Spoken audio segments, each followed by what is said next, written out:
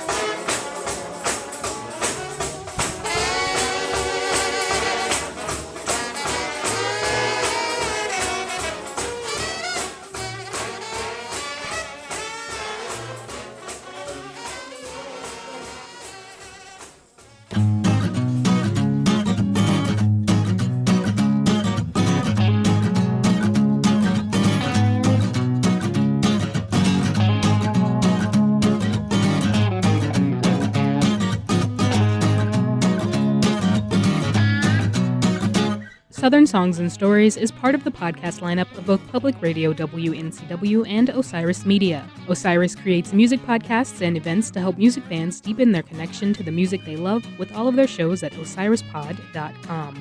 Osiris works in partnership with Jam Bass, which connects music fans to the music they love and empowers them to go see live music. Capsule versions of Southern Songs and Stories are produced for broadcast on WNCW by me, Corey Askew. More information about this and other podcasts from Grassroots Radio, WNCW, at wncw.org.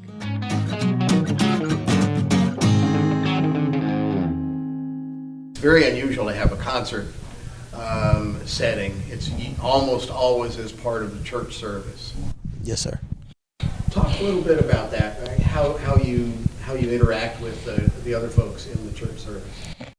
Well, it's some times where you may come in a general gospel service and Elder Cedric Mangum, he'll be on the organ, and we'll be what we would call 8 o'clock prayer, and that's 20 minutes of where we can come in and whatever problems you have or any situations you have, you could just come and while he's on the organ, you may have where if you may hear tonight, you may hear an old senior citizen break out in a song and somebody may start praying.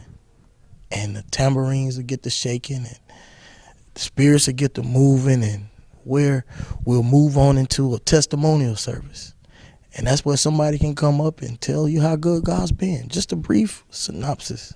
And then you may hear, well, Elder Mangum may hop off the organ and he may nod to the band. And the band gets together and the band comes in. And all that you went through that day, and that's for everybody in that service, all that you went through that day, you're thinking about how it's been just rough, or somebody may not have food on their table, or somebody may not have clothes on their back enough, but just to know that God has been good and you have breath in your body and you think about it and the band gets to moving and it moves onto your soul, you may see somebody come out of those pews and come over to what we call this threshing floor. That's why you see the wood right here where it's different from right there. So where they can shout, it's easier to shout right here, and that just provides, we're just helping their joy. We're just providing some music. It's not about us. We just slip into the background and it's just we just unbuckle your seatbelts. That was Hubert Redfern Jr., and beginning with a question from Tom Hanchett about what the music is like at the House of Prayer when there's not a special performance like that night for Gospel Shout. The joy that Redfern describes is key to all of this, and is a point of emphasis throughout the history of shout bands. And what is that history? As Tom Hanchett writes on his website, historysouth.org, a good place to begin is with the Pentecostal holiness movement, which began in the early 20th century, characterized by emotional fervor, dancing, gyrating, and speaking in tongues, which is speaking in words or sounds believed to be an unknown language.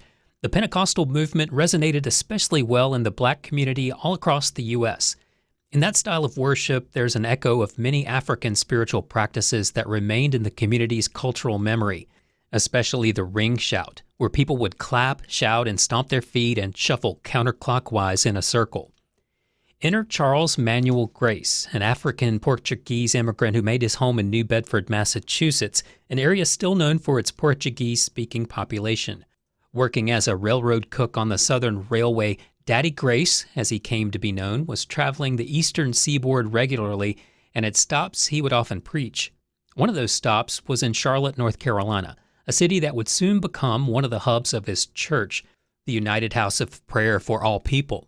It was in Charlotte on June 26, 1926, that Grace hosted a tent revival in its Second Ward neighborhood. Originally scheduled for 2 weeks, the revival was so popular that it stretched out for the rest of the summer. Newspapers reported estimated crowds of over 20,000 attendees filling every square foot of the tent lot and overflowing into neighboring streets and alleys. Although Grace eventually made his church headquarters in Washington, D.C., Charlotte was the second most active center, and today there are well over a dozen houses in the Queen City.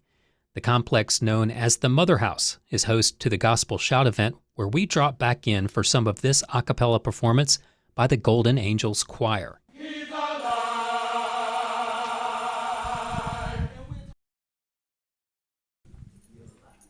He's still alive.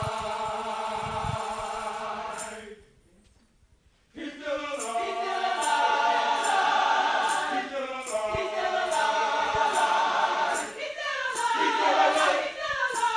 alive. He's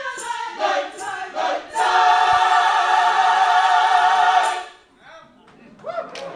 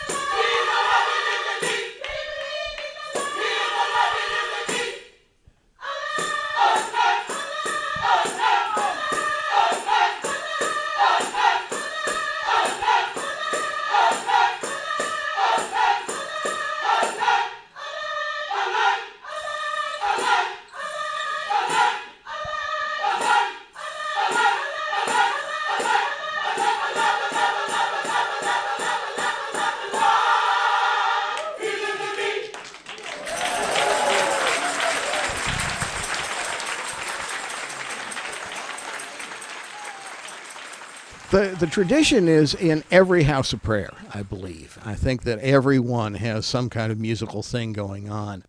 The bands that are highlighted here at the Mother House in North Carolina on the Gospel Shout program are folks who are from the Charlotte area. Most of these people are not professional musicians. They are people of faith, people who sometimes are working third shift. When they can get off, they come. The church is an important part of their life. And having the music close at hand is a powerful builder of community when it comes to the shout band tradition. And what else do you want folks to know about the program and other things associated with it? I'm a white person who was raised in the Episcopal Church, and this is so not that. It is improvisatory. A lot of what goes on is improvised. There's kind of an idea of how an evening will flow, but there's not a printed program. And if the Spirit is moving in the house, there may be extra music that happens that no one planned, that just comes out of the moment. And that combination of deep tradition and improvisation in the moment is a powerful thing. It pulls people together. They talk about the Spirit moving in the house. I was brought up to take religion with great seriousness, and these people are very serious about what they do, but when it's over, Cedric will say, "Tom, did you have a good time?"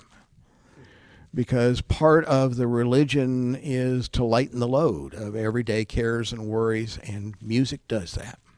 That was Tom Hanchett, interviewed by Kevin Washington, who also produces the podcast Vibes, History, and Culture. Kevin is producing his own version of the conversations he recorded at Gospel Shout for a June 2024 episode of VHC, which is a series focusing on music history and culture with artist interviews and in-depth profiles, and lots of music that is often relatively unknown. Well worth a listen and a follow. I mentioned at the top of the podcast how mysterious trombone shout bands were to me before making this episode, and Kevin Washington was as new to this music and culture as I was. Both of us first heard of it from historian Tom Hanchett, who we met at an event I helped produce in February 2024 at the Earl Scruggs Music Center in Shelby, North Carolina, called Carolina Gospel, an exploration of the sacred sounds of the Piedmont, and which you can watch on the Earl Scruggs Center's YouTube channel.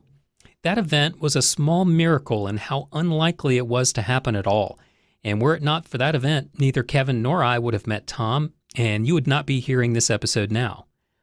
It was a curious turn of events that led me here, and they began with Henry Louis Gates Jr.'s PBS series titled Gospel, which documents the people and events involved in the genre's birth and evolution as an American art form. The Corporation for Public Broadcasting created a grant program for public television and radio stations to host community engagement events to go along with the series.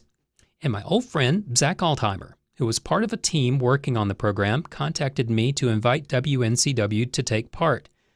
But there was the matter of applying for the grant, which I had never done. And I was going to be doing it alone, which gave me a lot of pause. After that initial hesitation, I jumped in, but only as far as agreeing to work with Kevin Washington on producing a WNCW radio special titled Carolina Gospel, which was something I was comfortable with doing. What I was not comfortable with doing was what Zach Altheimer asked me to consider doing on top of that, which was a community event. This is where the story had its best chance to end before it began. After hitting a dead end where I thought there was no way forward, I spoke with the Earl Scruggs Center about the possibility of hosting an event, and they were all in.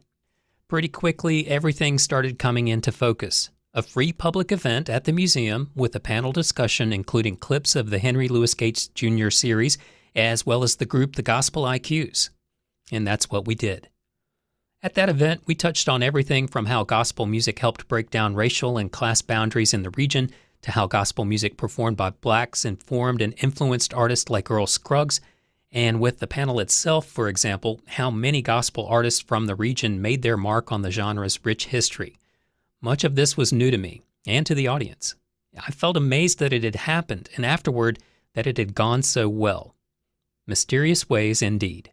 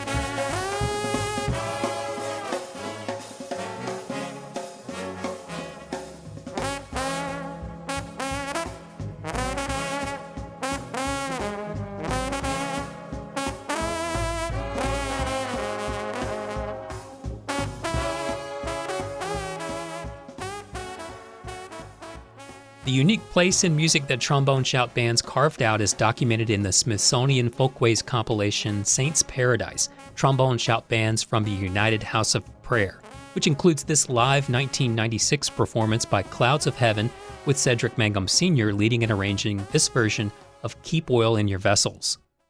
In his interview, Kevin Washington commented to Cedric that the United House of Prayer's style of worship service was nothing like what he was used to.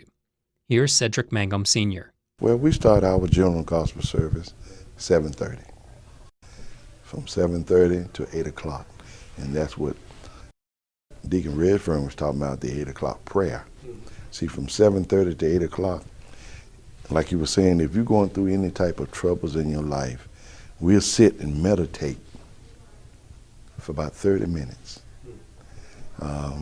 During those 30 minutes, sometime a deacon may come up, read a scripture to help ease your troubled mind, you know, doing whatever you're going through.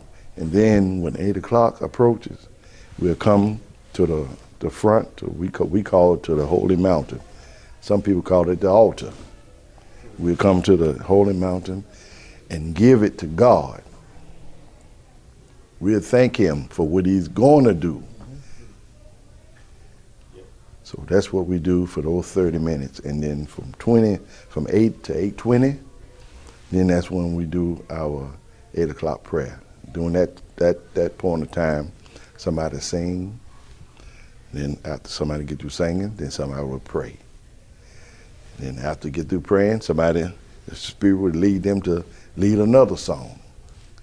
And after they sing that song, then we'll do another prayer until about 8:20. Then from 8:20 to, we'll start the testimony service at 8:30. And like Deacon Redfern was saying, you know, that testimony would uplift somebody that's sitting in the audience. Might be going through the same thing that they going through. And from there, you know, then we continue on with the preaching and everything. But it's a nightly thing. Yes, this is nightly. How young do you have to be? Is there a cutoff? Well, especially in the house of prayer, you'll find even little babies running around with hangers. Like, I know when I was one of those little boys, when he would bring me to service with him, most of us start out with maybe a block or sticks, like I said, hangers, anything in the shape of a horn we could get our hands on, and that's the foundation. Then when we get maybe a little older, maybe 3-4 years old, some will have a little mini horn, a little mini trombone, but some, you know, will even go as far as have a full-size horn. And you just see the evolution as they get older and they transition into like maturity, because like even this group of 3 right here, you have the past, you got the present, and then future. It's all it is really just the evolution. That's the beauty of it, because it's like you don't expect 5, 6, 7 years old and playing fluently on an instrument that people take years to master. That's why we call it a gift, and it's an honor to get that, because you don't see that anywhere else. That was Hubert Redfern Jr., preceded by Cedric Mangum Jr. and Cedric Sr., talking with WNCW's Kevin Washington, bringing us to the close of this episode of Southern Songs and Stories. We appreciate you taking the time to listen, and I hope you can help us by spreading awareness of this endeavor. It's as easy as telling a friend and following this podcast on your platform of choice, both of which are quick, easy, and free. Next, it takes just a moment to give us a top rating and, where it's available, a review. It makes a great difference because the more top reviews and ratings we get, the more visible we become to everyone on those platforms, which means that more people just like you connect with the hundreds of artists and their stories awaiting you in this series. This is the first Southern Songs and Stories episode focusing solely on gospel music. There are many episodes with artists who have a gospel background, like Reese Palmer. You can check out her episode from early 2024 titled Finally, A Country That Welcomes Her, Reese Palmer. This series is a part of the lineup of both Public Radio WNCW and Osiris Media, with all the Osiris shows available at osirispod.com. You can also hear new episodes on Bluegrass Planet Radio at bluegrassplanetradio.com. Thanks to Corey Askew for producing the radio adaptations of this series on Public Radio WNCW, where we worked with Joshua Ming, who wrote and performed our theme songs. A big thanks to Tom Hanshed and everyone involved with Gospel Shout for their time and for welcoming us to their annual event. We wrap up this episode on Trombone Shout Bands with another live performance from the Smithsonian Folkways compilation Saints Paradise and the song Spiritual Conversation by Clouds of Heaven, recorded in March 1996 at Wolf Trap, when Cedric Mangum Sr. was leading the group. I'm your host and producer, Joe Kendrick, and this is Southern Songs and Stories, the music of the South and the artists who make it.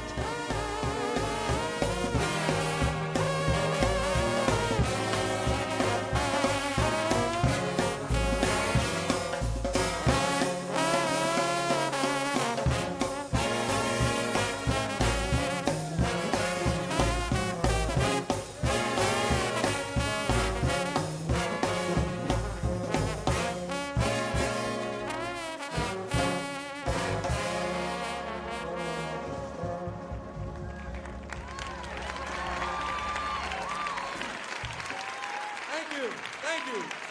Give him another hand.